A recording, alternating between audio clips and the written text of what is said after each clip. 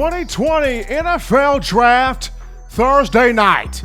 First ever virtual draft, and for the first time, the IT department will probably be just as important, if not more important, than the draft picks being made. So it's going to be interesting to see how that unfolds. But you, the Alabama football fan, have chosen to spend your Wednesday, your hump day here with us on the hottest show on the streets, the best form of Crimson Tide football news, notes, and information, that being In My Own Words, the podcast with yours truly, Stephen M. Smith of Touchdown Alabama Magazine, coming to you from Tuscaloosa.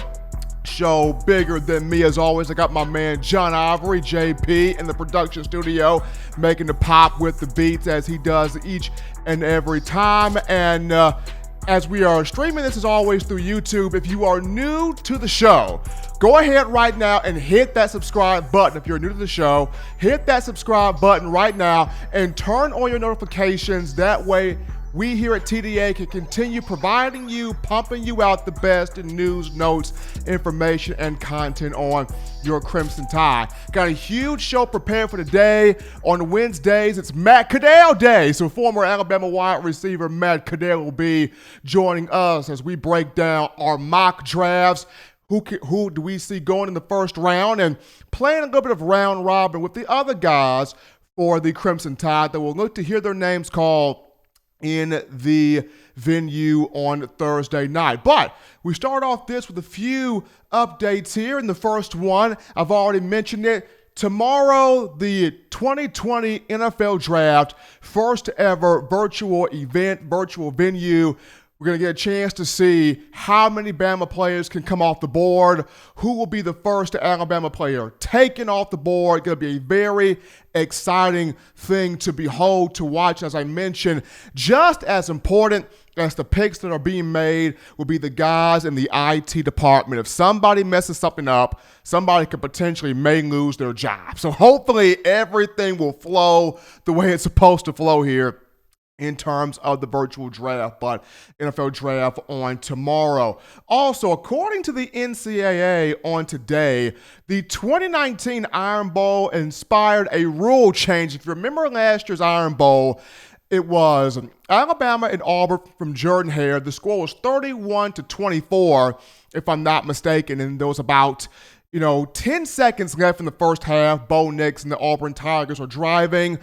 Nix dumps the pass off to Jatarvius Whitlow. He gets down past the midfield. His knee touches at about maybe the 35-yard line or so.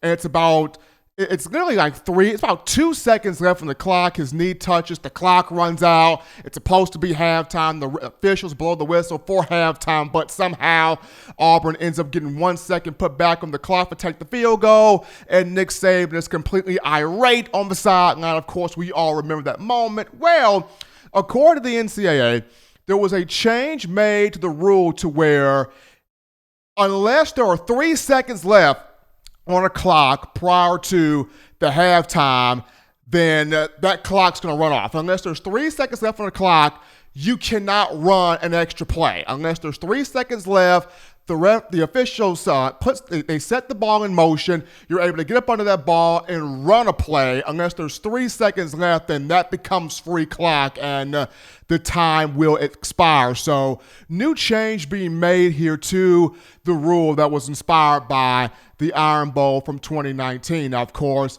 Gus Malzahn of Auburn, not too happy about that, but this just proves the fact that Coach Saban still having impact on the college game. His influence very strong. The force is strong with one Coach Saban. But we dive into topic number one. And speaking of Coach Saban, when the great ones speak, it behooves everyone else to listen.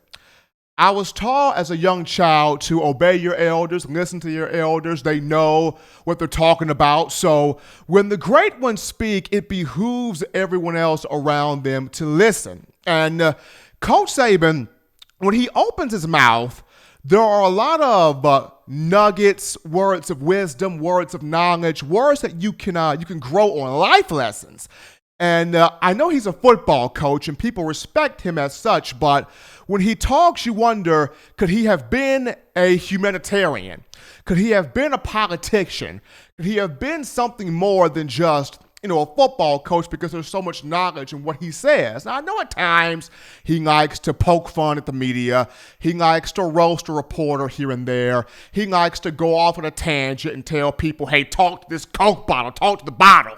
I've been a part of quite a few of those press conferences. So, though there are times where he messes around with the people, with the press, more times than not, when he opens his mouth, it's lessons of life. And right now, or in the last couple of days or so, last few weeks or so leading up to the draft, he's been warning teams, he's been urging teams, hey, don't pass up, don't overlook, don't turn your nose up at one Tua Tagovailoa, former University of Alabama quarterback. And he sat down with the Wall Street Journal saying, warning NFL teams, don't pass up on Tua. Don't overlook Tua. Don't count Tua out.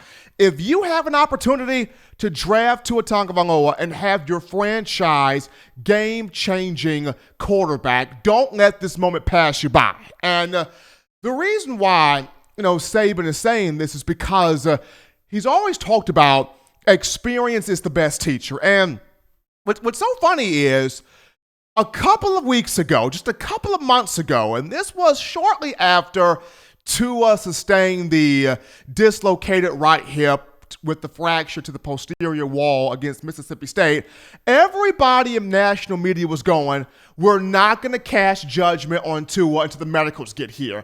Let's wait till the medicals come in. When the medicals get here, that's when we'll have our verdict. That's when the jury is in play. That's when we have the judge make the statement. We're going to wait till the medicals come in. It got to the point where even Tua Tagovailoa and talking to reporters will say, I'm waiting on my medicals. I'm just trying to pass my medicals. My job is to ace the medicals. I'm trying to win the medicals. So everybody is beating the same darn drum of let's see when the medicals come in, right? If the medicals come in and he clears out well, Tua should still be regarded as a first-round pick, as a top 5 pick. So at every single checkpoint, right, Tua's looking good. Hips looking good. No loss of blood. Full range of motion. He's able to bend, pop, twist, maneuver. Darn, Tua looks good on that hip. At every checkpoint, Tua was acing the medical. And it gets down to the final checkpoint, right? Final checkpoint. All 32 NFL teams, they signed off. They put their John Hancock on the piece of paper. They signed off on this one hip specialist who's supposed to be the best, the elite, prestigious, pristine, profound. This is supposed to be the best hip specialist in the business, bar none, point blank, period. Everybody's like, I'm good with this guy. I'm great with this guy. I'm solid with this guy. Let him run the medicals on Tua. And this particular specialist takes Tagovailoa through the ringer and gives him the most strenuous, thorough, precise. He puts Tua through a bunch of tests in this final hip examination, and he does so to where every other doctor, every other trainer, he enlists the feedback of everybody, so everybody knows what Tua's going through. Everybody knows the process. Everybody knows the procedure. Everybody is getting the information on Tua Tagovailoa. So specialist comes in. He does a thorough examination, leaves no stone left unturned, and he gives Tua the thumbs up. He gives Tua the green light. So at this point, Tua has fulfilled. He has passed all medical requirements. He's passed all of them. And it's crazy how prior to all of this, it was as long as Tua wins the medicals, still should be a top 5 guy, still should be a first-round pick.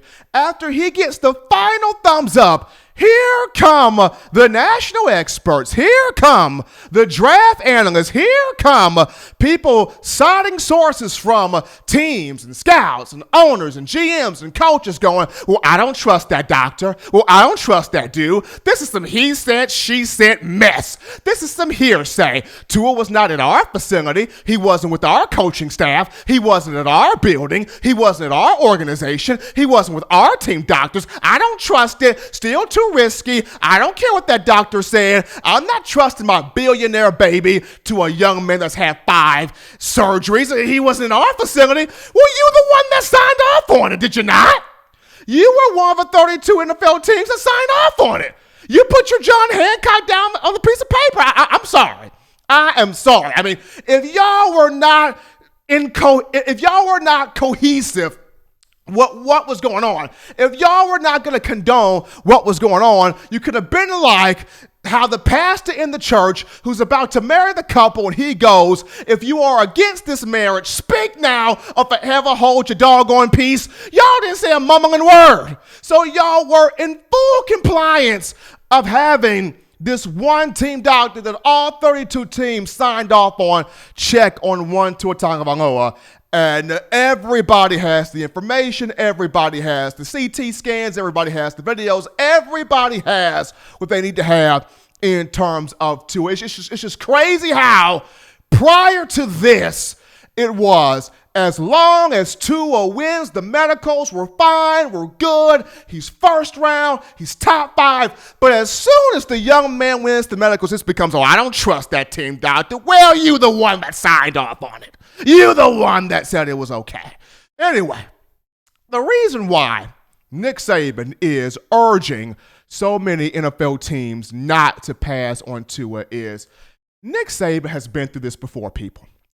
Nick Saban is one who wants to live his life with very few, if not any regrets at all. But of the few regrets that he has, the biggest one comes from his time in the NFL as a coach. He spent 8 years in the league.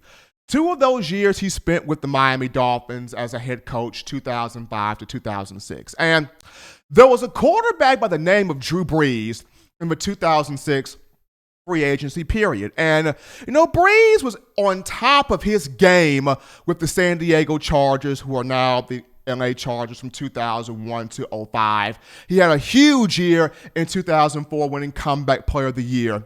And, even though the Chargers went out there and got Phillip Rivers in the NFL draft from North Carolina State, Drew Brees was still on top of his game. Now, 2005, the situation got murky, and Brees gets hurt. He tears the right labrum in his throwing shoulder, and there was also additional rotator cuff damage. Thank goodness you had the likes of Dr. James Andrews and Dr. Sabi Sajorowicz. Dr. Andrews and his team were able to go in there, have the surgery done on Drew Brees, take him through a strenuous rehab, get the cartilage, the nerves, the fibers, the ligaments, the tendons, everything back working properly. And even though the Chargers made it rain in the club one time for Phillip Rivers and give him the contract, they let go of Brees. And 2 teams were interested in Brees in that 2006 free agency period, that being the Dolphins and the New Orleans Saints. And Saban wanted Brees. Brees was Saban's guy. Saban knew if I could get Drew Brees in here, I can keep Tom Brady from winning a few more Super Bowls and probably having some for myself. And even though Brees was Saban's guy, the Miami Dolphins medical staff goes, Nick, what are you doing? Did you not see what Drew Brees hurt? He hurt his shoulder. He hurt his throwing shoulder, Nick. He's done. That's his livelihood. He's not going to be able to play again. He's not going to be able to throw anymore. Take him out in the pasture like old Younger and kill him. Nick, poor man can't even pick up a glass of water no more, Nick. He ain't no good. He ain't going to play in the league no more, Nick. Let it go, Nick. Let it die. Brees ain't going to play in the league no more. And listening to the medical staff, Nick Saban ends up coming off of the guy he wanted. He ends up getting Dante Culpepper. It doesn't work. And Nick Saban watches his man, Drew Brees, go to the New Orleans Saints, a city that was about to lose its franchise, a city that got blown away by Hurricane Katrina, and the man that everybody said would never play again.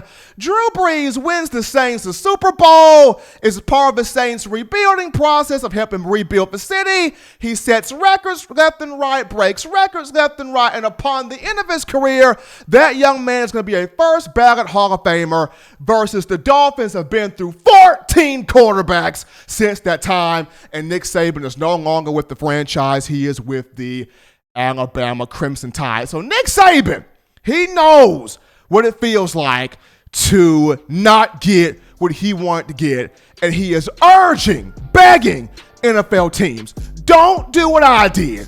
If you have a chance to take Tua, take a game-changing quarterback. Do it now. Save your franchise.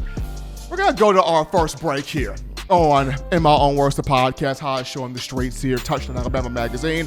Upon our return, we dive into your phone calls, tweets, text messages, thoughts, questions, and concerns, folks, right after this.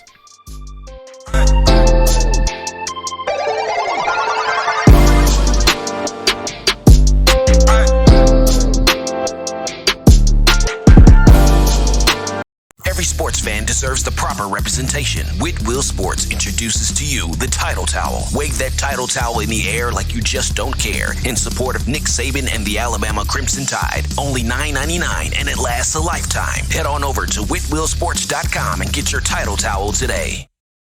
Touchdown Alabama Magazine is Alabama football's premier publication. A subscription to Touchdown Alabama Magazine is the perfect gift for any Alabama fan. For exclusive news and information, recruiting updates, a free annual print magazine, and more, go to touchdownalabama.com and click join. Only $5.95 per month or pay $49.95 for a full year subscription. That's a saving of almost $22. Make sure to subscribe before it's too late and get our new freshly printed end of the year magazine issue. Go to touchdownalabama.com today and roll Tide.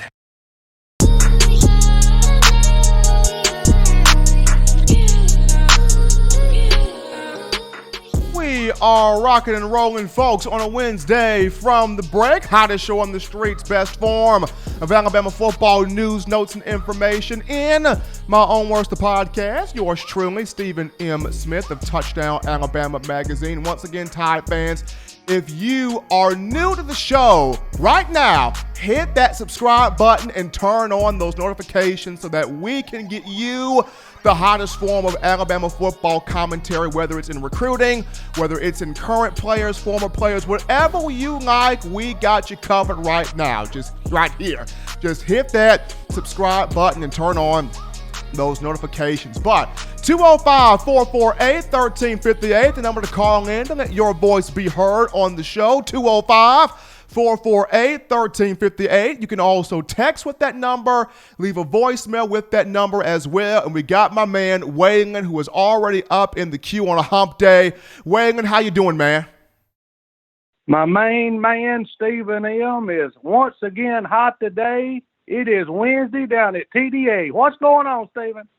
Doing well, Wagon, and just trying to understand what Nick Saban's coming from, man, when he talks about, don't pass on Tua. He had the chance to take Drew Brees in 2006 when he was the head coach of the Miami Dolphins. And, as powerful, as influential as Nick Saban is, the medical staff of the Dolphins just sat there and convinced that man to move off of his guy, Drew Brees. And, Saban's just telling people, don't make the mistake I made. If you got a chance at Tua, take him. Exactly, yeah. They're cracking on Tua pretty hard with 5 surgeries. And, it's just the same thing every day over and over. I guess they've gotten bored with this COVID-19. They don't have anything else to report on. And I also saw Mr. Ryan Clark. I think he bashed Mr. Ruggs also, didn't he? I mean, he sat there and on ESPN's Get Up the other day, which we're going to talk about this way and later on in the show, but sat there and referred to one Henry Ruggs, the third, as overrated, which, once again, are you absolutely serious? Exactly. Are you absolutely serious? So that got me a little hot under the collar too. That's gonna be today's three hearty chuckles in her poem. What about that? I like it, man. Let me hear it. All right, we're gonna end it now. We know we got a lot of people in the queue down at TDA, so this is for you, Mr. Ryan Clark. You shouldn't have done it. Here we go, TDA. Roses are reds, violets are the blues. Ryan Clark, you're once again the fake news. Henry Ruggs is the man. He can jump 14 inches up on a can. Run the 40 so fast, can't even catch him on the scan. So, Ryan Clark, this is the best you can do. You need to drop your paper in the toilet. That will make the real sports news. All right, Stephen, I'll get out of here. We'll catch y'all again Friday night. Y'all be good. Bye-bye. Always great to hear from Wayman. We got another caller in the queue. You're live on In My Own Words, the podcast, on the eve of the NFL draft. What's going on? Hey, what's going on, man? This is Leon from the Sportscast. What's going on, buddy? How you been? Man, I'm doing good, man. Can't complain. Here, what's on your mind? I mean, I can't wait for tomorrow night. Where's Tua going? Big question. Now, to me, when I look at Tua, I personally have him for the LA Chargers at the 6th overall pick. Now, will the Chargers trade up and take him at a higher number than 6? We could definitely see. But if we're doing this straight up, I would have Tua number 6 for the Chargers. What's the worst case scenario? Now, the worst case scenario would be, okay, the worst case scenario. Now, define that right quickly by worst case scenario. I mean, I think the worst case scenario is going outside the top 10. Okay, so the worst case scenario for Tua would be, to me, absolutely terrible is if he drops out of the first round. So the worst case scenario for me would be if he is picked, if he drops from top 5 to about top 20. See, that's the thing, because have you heard about rumors about like the Dolphins trading up to get a offensive tackle? I have not heard that. The most I've heard on the Dolphins is Justin Herbert out of Oregon, but offensive tackle, that's interesting. Yeah, but also been hearing that the Miami could get Tua as well. So would that be more than likely the 18th pick? That what you're saying? I don't know. It could be 18th or it could be at that 5th spot. It could be either or. It's going to be interesting, man. My main thing here is the IT guys that will be running the draft, that will be making sure that the power doesn't go off, that the connection doesn't go as bad, that everything is synced up the right way. You talk about the pressure on the savvy technological people. They are going to be under some stress tomorrow.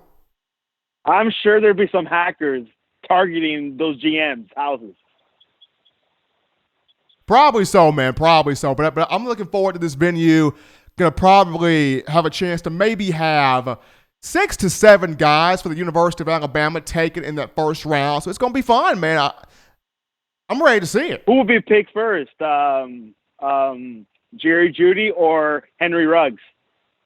That's tough, man. To me, though, give me Ruggs at 13 to the San Francisco 49ers and then Judy 15 to Denver. But the thing we got to watch for is how many trades will be made in the first round. That's the thing. You're going to see, Miami making some trades maybe the Raiders. I've been hearing like the Patriots possibly. What about Tampa? Those type of teams, you never know. I mean, Steve, this could happen last minute. Very last minute. It could. Now, you mentioned Tampa and you brought up New England. Could you possibly see in a parallel universe that the Patriots trade back, get a first-round pick, and try to go get Tua? I think so. Very possible. I could see Patriots. Oh, wow. Pull some strings, yeah. And that'd be a great place for Tua. Tua could, rest for 1 year, be learning from Brian Hoyer a little bit, but he'll be set for like the following season. Gonna be a fun draft, man. I'm excited to see and pull my chair up, get me some good food, and watch this whole thing take place as these young men embark upon a journey that's going to change their life and enhance their life. But, man, I appreciate the call, man. Keep listening to us. Steve, you're the man. I love you, and I love Alabama. Roll Tide. Appreciate my man Leon from the Sportscast calling us in on My Own Worst, the podcast. We're going to go to our next break here on the show, but continue to light us up in the chat line. Upon our return, we will be joined live by my man Matt Caddell, former Alabama wide receiver. We will talk the NFL draft right after this.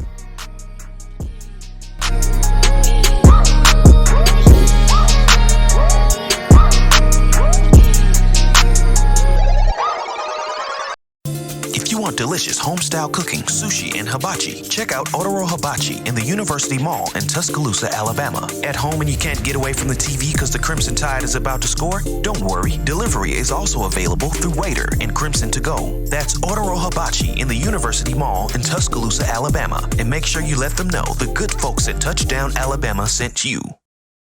Touchdown Alabama Magazine is Alabama football's premier publication. A subscription to Touchdown Alabama Magazine is the perfect gift for any Alabama fan. For exclusive news and information, recruiting updates, a free annual print magazine, and more, go to touchdownalabama.com and click join. Only $5.95 per month or pay $49.95 for a full year subscription. That's a saving of almost $22. Make sure to subscribe before it's too late and get our new freshly printed end of the year magazine issue. Go to touchdownalabama.com today and roll Tide.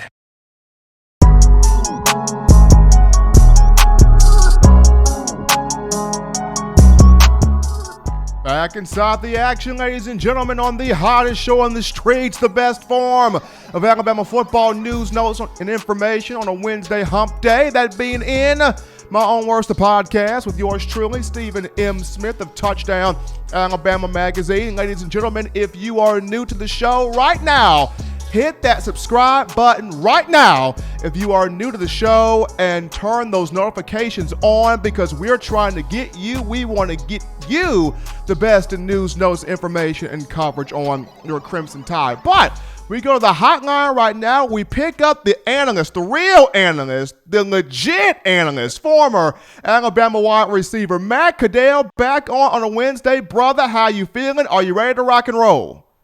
I am ready to rock and roll. We got the draft tomorrow. I'm getting excited. And just want to reiterate again to all those Alabama fans, come to Touchdown Alabama. Hit that like and subscribe button. That's where you can get a one-stop shop for everything you need to know about Alabama football. You got it right there from my man Matt Caddell, reiterating, hitting that subscribe button if you are new to the show. Well, Matt, you brought it up. Tomorrow, Thursday, first ever virtual NFL draft, something that we've never seen before. Going to be very exciting to dive into how will this all play out. But you and I are going to put on our draft hat, and we're going to go through mocking the Alabama players that will go in the first round, that we feel will go in the first round, and play a little bit of round robin with some of the other guys that will get drafted. So starting this off here with Tua Tagovailoa, quarterback, Crimson Tide. Where do you see him going, Matt? I actually see him. Well, first let's just set up. The draft. You got number 2 Washington Redskins. They can go with Chase Young, but that's kind of where the Tua talks come in, and there might be a couple teams interested in trading up. But I think Tua is going to end up a Miami Dolphin at 5, and if not there, I think he's going to be an LA Charger at 6. So I think Miami's either going to have to trade up to get ahead of the Chargers, or the Chargers are going to have to trade up to get ahead of Miami, either with Washington. I think mainly with Detroit at 3, or Giants at 4. So that's where I think Tua is going to end up. But, you never know how the draft may go. You never know how these draft boards might end up.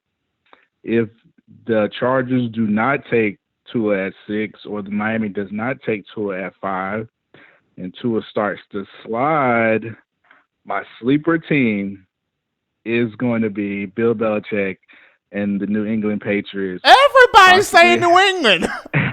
Possibly having an outside chance to get Tua Tagovailoa just because of the whole Belichick-Saban connection. If Tua slips, I wouldn't be surprised to see if a team like the Patriots possibly looking to trade up, maybe with Tampa Bay at 14 to draft Tua. So that's just kind of my thinking. But at the end of the day, I think Tua is going to be a Dolphin or a Charger. Well, for me, Matt, straight up, I got him going number 6 to the Chargers. Now, if the Chargers trade up out of that 6th spot, I still think he goes to L.A. It would put him back closer to home in Hawaii.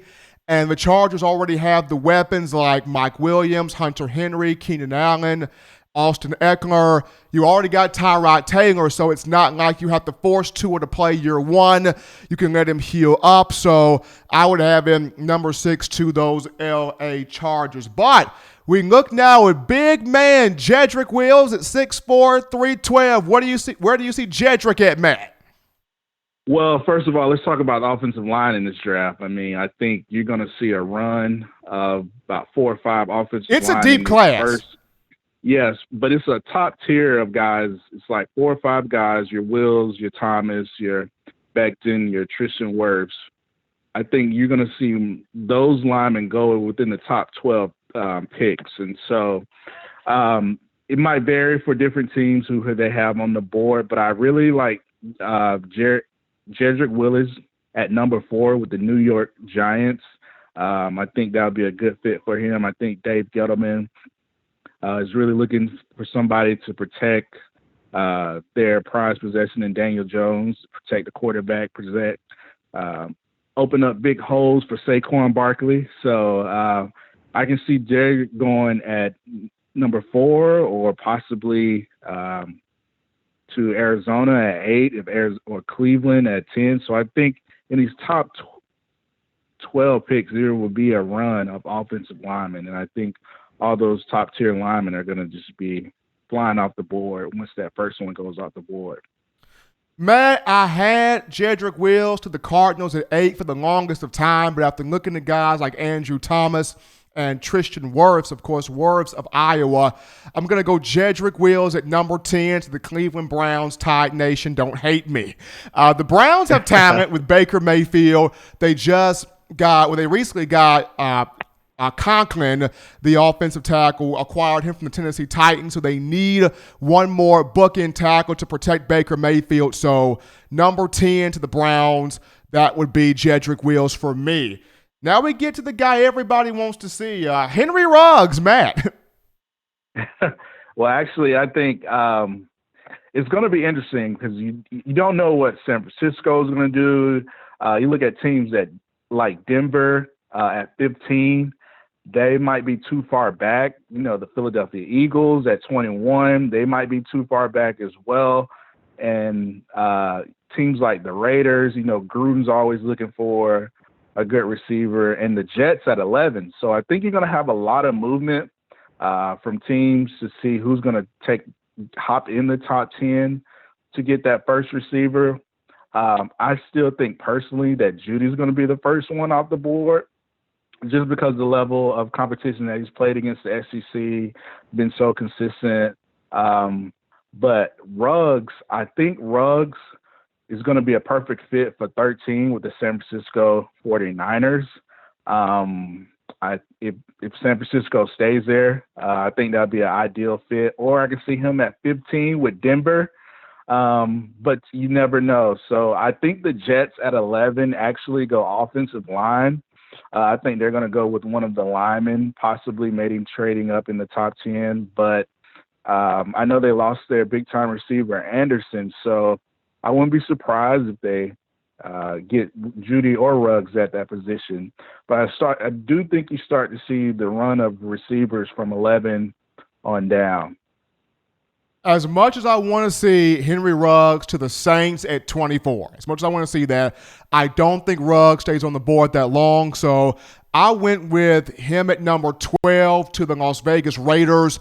even though people may say that's a gamble, that's a bit too much. John Gruden likes speed. The Davis family likes speed, and they got to have somebody that can catch a short pass from a Derek Carr or a Marcus Mariota and take the top off some things. Give me Ruggs at 12 to the Las Vegas Raiders. Awesome. That sounds good. I think we're kind of around. Everybody's kind of thinking the same thing. I think those GMs are kind of thinking the same thing. And I think if you're kind of behind 21 with Philadelphia, like I mentioned earlier, Denver, you have to try to get ahead of teams like the Raiders or the Jets or San Francisco to get one of these top tier guys, Judy or Ruggs. So the next guy here, we got Judy. And for Judy, I'm sticking with my pick of the Denver Broncos, pick 15. This is where Judy falls right here. John Elway loves Drew Lock at quarterback. They've got weapons on the outside with Cortland Sutton. They've got a tandem at running back with Melvin Gordon and Phillip Lindsay. Good young tight end and Noah Fant. So Judy to me, still 15 to Denver. My man Caddell, it's on you. I actually have Judy. I'm kind of flip-flop with the Raiders with your pick. I actually have Judy with the Las Vegas Raiders at 12. I think he'll be able to team up with this guy, Josh Jacobs out there, kind of have a little Bama connection. Oh, well, Bama love there. Okay. Yeah, a little Bama connection, Bama love there out in Las Vegas. And I think that'd be a good fit. You look at Mike Mayock with his pedigree of evaluating talent. I think Gruden is probably going to fall in love with one of these receivers. And I think right now I see him at Las Vegas and possibly Denver, but I think Denver is going to have to trade up, like I mentioned earlier, to get one of these top premier receivers. Now, as we move on down here, Matt, we go to Xavier McKinney, safety. I have him going number 23 to the New England Patriots due to Patriots secondary getting older. Patrick Chung up there. Devin McCourty in his early to mid-30s. So got to get some young, fresh blood out there in that defensive backfield. McKinney, to me, 23 to New England. Yeah, I think McKinney is obviously the top safety on this board. He can do anything. He can play the run. He can play in the box. He can cover slide. He can cover the outside. He's just such a versatile safety. And I got him going, like you mentioned, at 23 for McKinney. But I think his conversations really start getting interesting around 17 with Dallas. Dallas might go defensive line, possibly an edge rusher, but I can really see them. They lost Byron Jones, so they really kind of need to fill that void, and I don't think they go corner. And I think having a smart safety like McKinney at 17, I think that would be a good pick. And if Tua's already at Miami at 5, Miami still has the 18th pick. I can obviously see them possibly taking McKinney at that spot, but I still think Miami goes offensive line to address their offensive line needs at 18. Now, Matt, you and I, and for those of you that are just tuning in, we are live here on In My Own Words, the podcast, with former Alabama wide receiver Matt Caddell talking some NFL draft. And, Matt, we have the same first 5 guys. Now, our potential 6th guy is different from each other. So, who was your 6th guy that could get in the first round? I have Diggs. I think whoa, baby. Yeah, I really like Diggs. I think he's actually a good steal in this draft because he's such a tall, athletic corner, has great ball skills. I think he's going to end up in the NFC West with either Seattle or maybe the 49ers at 31 or maybe the Chiefs at 32. So I think he'll probably go later in the first round. So I can really see him either at 27 with Seattle or San Francisco at 31 or the Chiefs at 32. And I think his better fits for his style of play, I think Seattle will be ideal. How they play defense, how they like to be physical. And I think either that or San Francisco 49ers, I can really see Diggs thriving in those defenses. Who is your number 6 player? My number 6 player was none other than Terrell Lewis. And I had T-Lou going at number 29 to those Tennessee Titans after they let go of Jarrell Casey. They need another big-time edge rusher. T-Lou was also my steal of the draft, so I had him 29 to the Titans. But this is fun right here. So we got Matt Caddell on talking some NFL draft here with us on the show. And Matt, before we let you go here, who would you have as your steal of the draft? My steal of the draft, I said Diggs, but I want to kind of phrase it instead of steal of the draft because there's so many great talent within this draft. But I want to say if I have a great value penny stock where you can invest low and get so much value for this guy, I have to go with Anthony Jennings. I think Jennings is just going to fall into a great situation with the team, probably go second, third round. I don't think he's falling out of the third round. But he's such a great pass rusher coming off the edge. He's been so consistent, and I think that's someone that he has such a high ceiling in the NFL game. So that's kind of my great value penny stock pick is Anthony Jennings. And my steal, I think Jalen Hurts is going to be he's just going to be a steal. I really see him possibly with the Pittsburgh Steelers. And if the Saints, I can really see him kind of backing up. You know, they lost Teddy Bridgewater, and they can kind of get a quarterback later in the second round. I think that would be a good fit for Jalen to kind of learn how to learn behind Drew Brees and Sean Payton and what they like to do offensive. He's Matt Caddell joining us live here on the show. In My Own Worst, the podcast, yours truly, Stephen M. Smith, and breaking down a little bit of the NFL draft, mocking where we feel like a lot of these Alabama players will go on Thursday. Matt, as always, man, appreciate you coming on and spending some time with us, man. Be safe, be good, and enjoy the draft. All right, you do the same, man. We'll talk tomorrow for sure. All right. All right, bye. Always fun to have Matt Caddell here talking Alabama Crimson Tide football here with us. We're going to go to our next break here on the show, but upon our return, we go back to the phone lines to pick up your phone calls, thoughts, text messages, tweets, comments, questions, and concerns after this.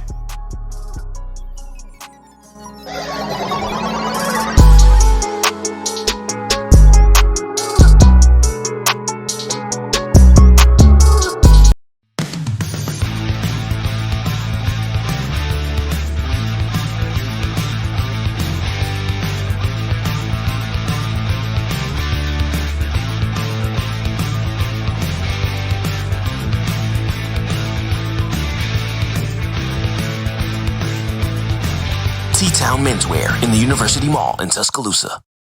Touchdown Alabama Magazine is Alabama football's premier publication. A subscription to Touchdown Alabama Magazine is the perfect gift for any Alabama fan. For exclusive news and information, recruiting updates, a free annual print magazine, and more, go to touchdownalabama.com and click join. Only $5.95 per month or pay $49.95 for a full year subscription. That's a saving of almost $22. Make sure to subscribe before it's too late and get our new freshly printed end of the year magazine issue. Go to touchdownalabama.com today and roll Tide.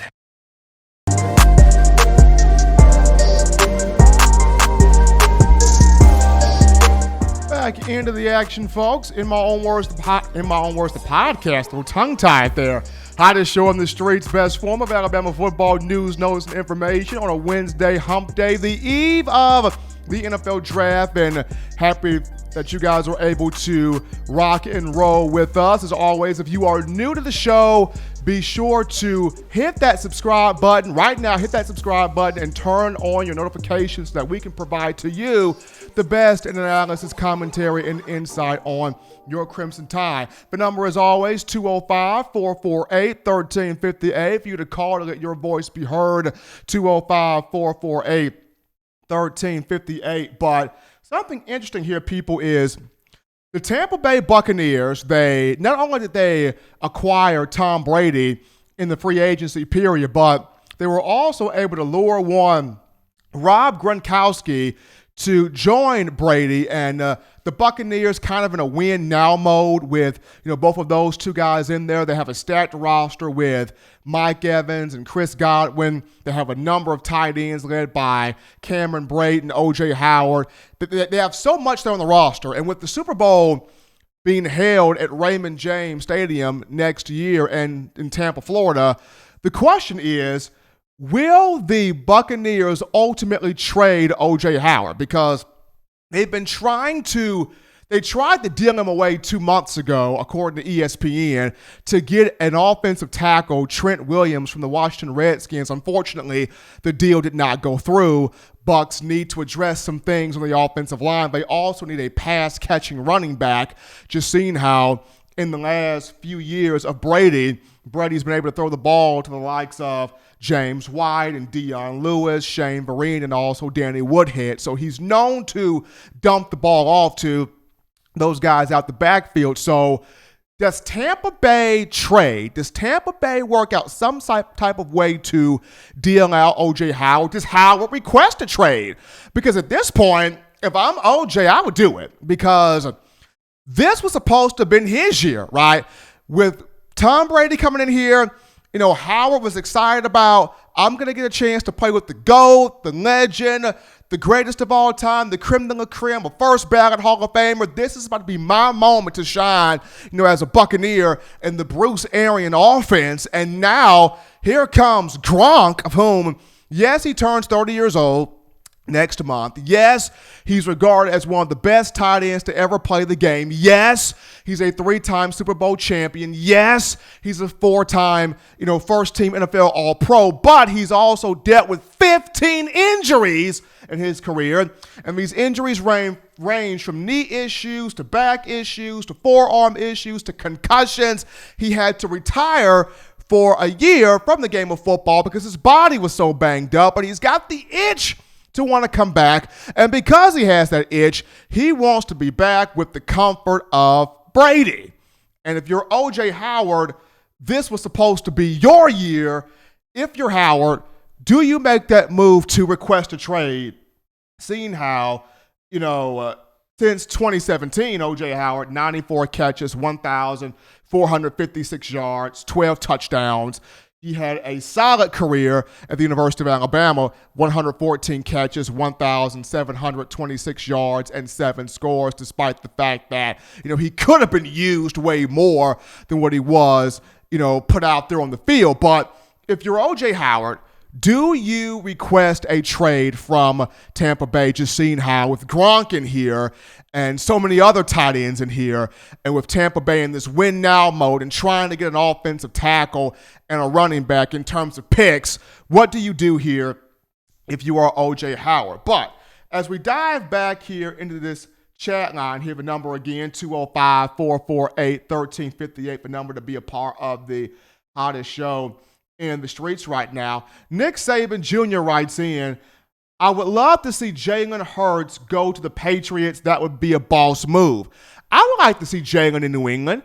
Now, to me, at times, I feel like Bill Belichick and Robert Kraft do not pay their players enough, but Jalen in New England, smart, intelligent, great leader, great intangibles, a guy that wants to prove doubters wrong. He kind of has that same mindset that Tom Brady had when Brady entered the league in 2000 or 2000 to 2001, wanting to prove players wrong. So I could deal with Jalen in New England.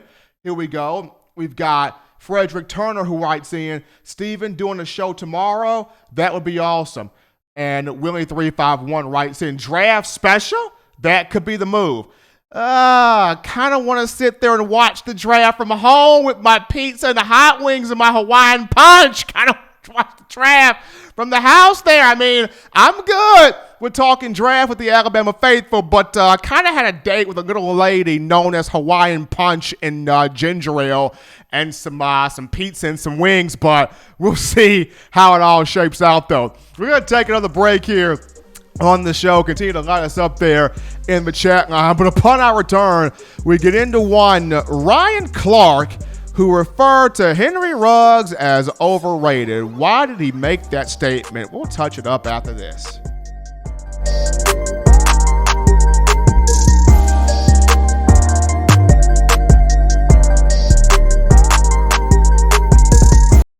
If you're an avid Alabama Crimson Tide fan and you love to flaunt it, then show your Alabama Crimson Tide support by grabbing the All Bama sneakers. They feature bold Crimson Tide graphics, so no one will be able to question where your allegiance lies. When you add these sweet sneakers to your Alabama Crimson Tide collection, go to stsfootwear.com and use the code TDAlabama for $15 off your purchase. That's code TDAlabama for $15 off your purchase. Go to stsfootwear.com and get your All Bama sneakers today. Touchdown Alabama Magazine is Alabama football's premier publication. A subscription to Touchdown Alabama Magazine is the perfect gift for any Alabama fan. For exclusive news and information, recruiting updates, a free annual print magazine, and more, go to touchdownalabama.com and click join. Only $5.95 per month or pay $49.95 for a full year subscription. That's a saving of almost $22. Make sure to subscribe before it's too late and get our new freshly printed end of the year magazine issue. Go to touchdownalabama.com today and roll Tide.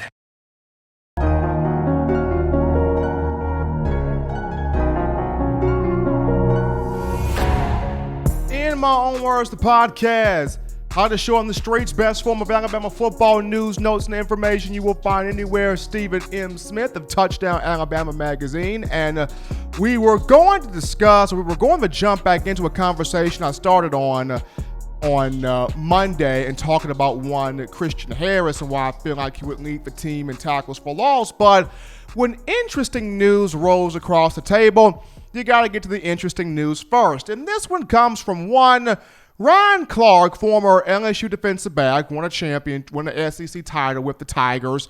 He played 13 seasons in the NFL, and he's now an analyst for ESPN, and he was on the show Get Up on Tuesday, if I'm not mistaken. And of course, Mike Greenberg threw in the question about guys who are the most overrated and underrated entering this draft. And when it came to the overrated parts, Ryan Clark referred to one Henry Ruggs III in being overrated. Now, upon him being asked the question, he said this: I don't want to use the word overrated, or I don't like using the word overrated to define or describe these young men. But in the case of Henry Ruggs, because of his blazing 40 time, he's being bumped up into the conversation with the likes of Jerry Judy, CeeDee Lamb, and Justin Jefferson, and I don't see him as that type of receiver. He's the type of guy that does not run the whole route tree. He'll get open, he'll take the top off of defense, but if you have to gamble and pick him, he would not be the number one guy that you need, or he would not be the guy that you need early in the draft if you're talking about a number one wide receiver, basically kind of sort of paraphrasing what Ryan Clark said. Now, no offense to Ryan Clark, I admire, I respect what he does at ESPN, but to sit there and refer to one Henry Ruggs as overrated is just straight up ridiculous, because this is somebody in Ruggs. Keep in mind, most young athletes, they play in football. They play 4 years of varsity football. Most guys play 4 years of varsity ball. Henry Ruggs was a basketball guy, right? Was a basketball guy, was a track guy in Montgomery. He was a hooper. And if not for his best friend, his fallen friend, God rest his soul, if not for Roderick Scott encouraging him, convincing him that, bruh, your passion, your destiny, your dream is on the football field. I know you a hooper. I know you love to hoop because I love to hoop, but bruh, your dream lies on that football field. If not for Roderick Scott convincing Ruggs, persuading Ruggs, encouraging Ruggs to see that his dream lies on the football field, does Henry Ruggs ever play the game? We will never know. He plays the game. He plays 2 years. He was dominant at Lee High School. He gets the scholarship to come to the University of Alabama, and all 3 years, I don't think people recognize this, but all 3 years Ruggs was at Alabama, he did something different. He got better and better and better, but he did something different in excellence all 3 years. His first season, 2017, and this was with a roster that had Calvin Ridley, Cam Sims, Robert Foster, a lot of older guys. The freshman Ruggs led the receiver room in touchdowns with 6. He was the one that helped start the comeback against Georgia in the national championship game. He caught the first touchdown pass from Tua Tagovailoa. And in 2018, Ruggs was one of 5 receivers that had at least 40 catches. He had 46 receptions in his sophomore year. And then 2019, he led the receiver group in yards per catch average, 18.6 yards per catch. He did something different. He took it to the next level every single year. And for Ryan Clark to say he's not a guy that will run every route in the route tree, go tell that to Christian Fulton, who Henry Ruggs made look like a 2-year-old on the field when Alabama took on LSU this past season. Even though Ruggs did not get the ball half the time, he put together some of the best combination and concepts of routes that made Christian Fulton, who is regarded as one of the best coverage corners in this draft, look absolutely foolish. And while speed is a concept, you need to have speed as a receiver. It took more than just speed for Henry Ruggs to have 24 touchdown receptions for his career, 3rd all time in Alabama football history. It took the right route concepts, the right combination on those routes, manipulating defensive backs with your eyes, separation off the line of scrimmage, separation on the crest at the top of the route. It took a lot of things for Henry Ruggs to be what he is as a wide receiver at Alabama. But before we continue this, we're going to take our final break here on In My Own Words, the podcast. Don't touch that, Dad. We're going to come back and put a pretty bow on this thing right after this.